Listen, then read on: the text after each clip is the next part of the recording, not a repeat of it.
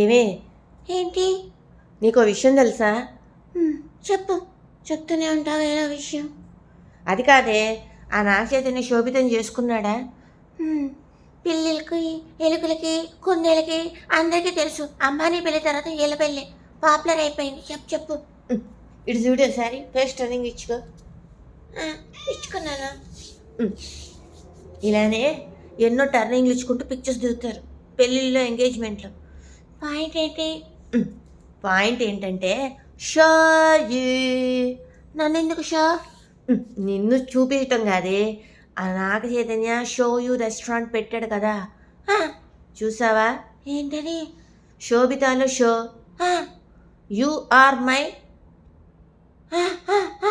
You are my future wife అని అర్థం. అంత అర్థం ఉందా షో యూ అంటే? అదే షో యూ రెస్టారెంట్ అంటే ఎప్పటి నుంచో వీళ్ళిద్దరికి ఆహా ఉందా? ఉంది. ఇప్పుడు ఏం చేద్దాం? ఆ షో యూ రెస్టారెంట్కి వెళ్ళి అసలు సంగతి ఏంటో కొనుక్కొని ఫ్రీగా నీకంటే ఇవ్వరు కానీ దూరి ఎలికిలాగా అన్నీ తెచ్చేసుకో, ఏం కావాలి అవి చైనీస్, జపనీస్ అంటూ ఏదైనా ఉంటాయి. ఇప్పుడు ఎలాగో నాగ చైతన్య శోభిత బిజీగా ఉన్నారు, వాళ్ళ రెస్టారెంట్ క్లోజ్ చేశారు.